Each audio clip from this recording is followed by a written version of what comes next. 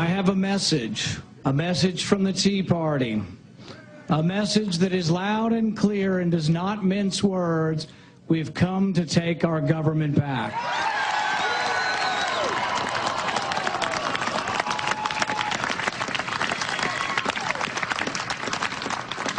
We've come to take our government back from the special interests who think that the federal government is their own personal ATM.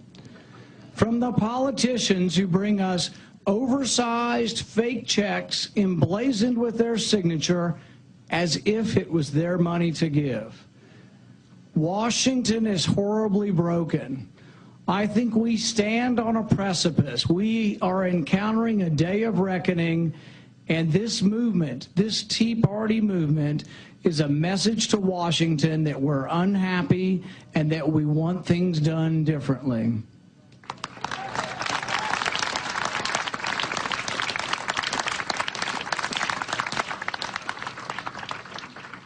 The Tea Party movement is huge. The mandate of our victory tonight is huge. What you have done and what we are doing can transform America. I think America's greatness hinges on us doing something to save the country. The Tea Party movement is about saving the country from a mountain of debt that is devouring our country and I think could lead to chaos. We now have a president, though, who apologizes for America's greatness.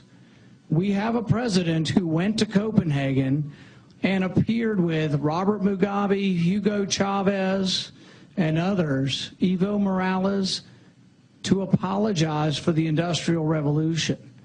They say, these dictators, these petty dictators say that to stop climate change, it's about ending capitalism. They are explicit, and the president, by attending Copenhagen, gives credibility and credence to these folks, and he should not go.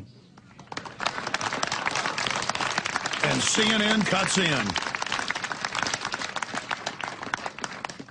America's a great country. You were listening right there to Rand Paul, who is, of course, won down in Kentucky, the Republican Senate primary. Statement from Mitch McConnell. They panicked big time as soon as he started taking on the New World Order, and we have the rest of the speech. We'll play it later in the broadcast. What CNN censored, the fellow that beat Specter, they played all of his speech, but not Rand Paul. They are scared, ladies and gentlemen. They are scared big time. And the media is saying voters send a mixed message. They're kicking Specter out, but they're going for Rand Paul. They elected a Democrat over another Democrat, or voted for him in the primary with Specter, but then they voted for a Republican against an establishment Republican. Gee, we don't know what this means. We know exactly what this means. Anti-incumbent, anti-establishment, anti-New World Order.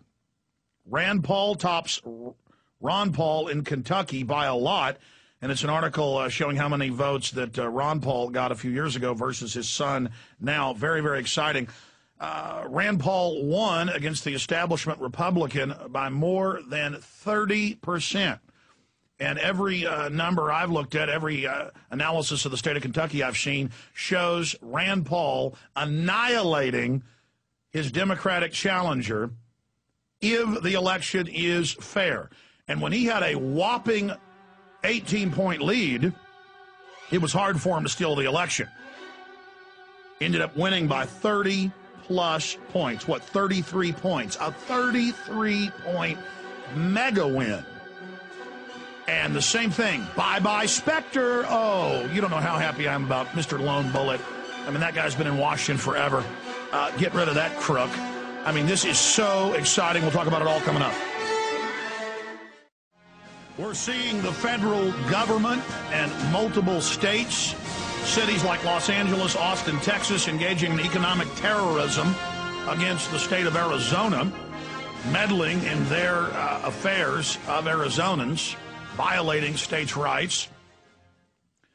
We see all sorts of harassment. Now they're talking about not buying power, other states not buying power that's generated inside the state of Arizona. That's because the globalists must bust this country open. They must dissolve the borders for the NAU, the North American Union. Coming up in T-minus an hour and 52 minutes, William Geen of AliPac will be joining us to cover all the latest developments on this front and the film Machete.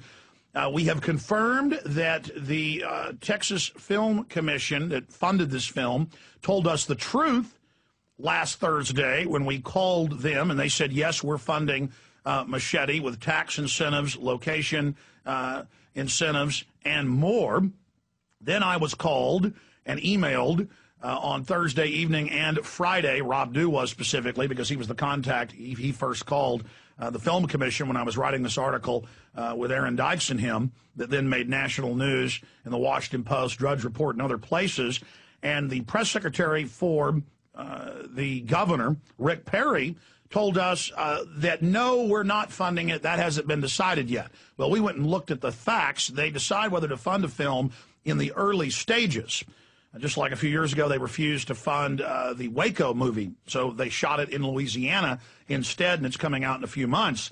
And then we pulled up mainstream news articles from a year ago out of the San Antonio Express News and other publications with the head of the Texas Film Commission saying that they were indeed funding Machete. So just more lies from Rick Perry. Just continued deception from government over and over and over again. Government just thinks it's okay at all levels to just lie to people. And, I wasn't calling for the funding to be cut. I just simply pointed out to taxpayers that you're helping pay for this. What do you think of that? Okay? And it's my First Amendment to respond and to counter a film that seeks to create racial division in this nation.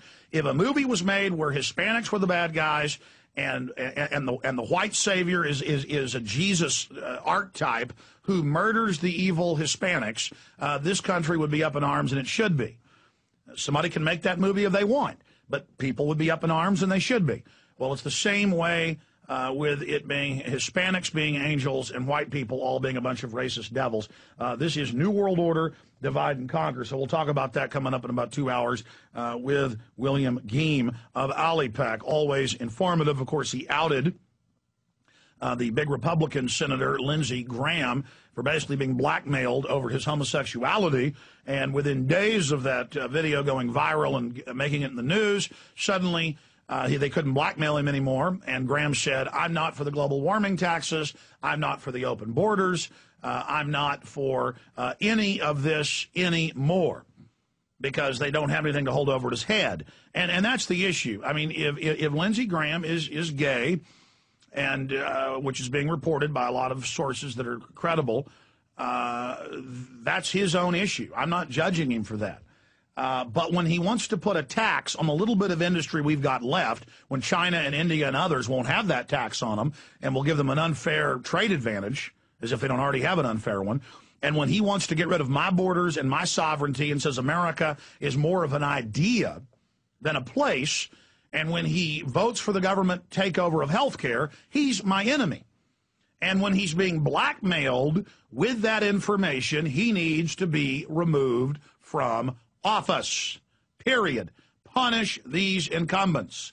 Kick them out. Republicans, Democrats, I don't care if you've been financed by the big banks, if you're for the banker bailout, like Glenn Beck was, by the way, if you support any New World Order operations, if you try to attack states' rights, if you violate the Bill of Rights and Constitution, I want you out of the Senate and the House. We need to kick these people out of the state houses, out of the city councils, out of the townships, out of the county commissionerships. Now, kick the criminals, the thugs, the slime balls, the parasites out. We are on the march. The empire is on the run. Now, record primary win, record numbers, 30+% margin of victory over the neocons supported by Dick Cheney and Frum and Crystal and all of these people. a globalist, funded by Goldman Sachs, funded by AIG, running his own election system, wouldn't recuse himself. But because the Pauls, both Ron Paul and Rand Paul, went to the hearings, spoke out against it, exposed the fact that this was a serious conflict of interest, they were not able to engage in the vote rigging. Because if you're watching for vote rigging and you're aware of it and you've got a big margin of victory in every major poll, some of them showed a 22% margin, and I told you those were skewed. When the rubber met the road, 30+% mega victory. 30+ points. What is it, 32 or 33? Now, the magic bullet staffer on the Warren Commission, he was a staffer then. I guess one of the little playthings for the Congress people himself. Arlen Specter shouted down at all the town halls a year ago. The media said they were hired by consultants. No, they weren't.